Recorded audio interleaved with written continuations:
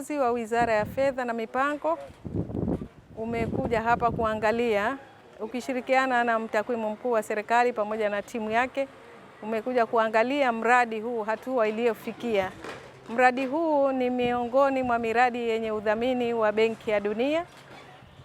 Majengo kama haya ni matatu, moja linajengwa Lindi, lengine linajengwa Simiyu na jengine linajengwa hapa Pemba.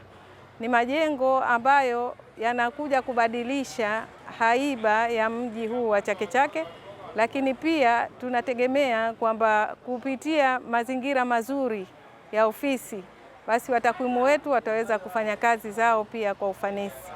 Jengo hili limeanza ujenzi kwa kampuni ya Scenic Construction tarehe 19 Septemba mwaka huu 2025, na tunategemea ujenzi huu utakamilika baada ya miezi 18, lakini kwa mujibu wa tulivyokwenda kuangalia, basi wanasema wamejipanga waweze kukamilisha ujenzi chini ya miezi 18.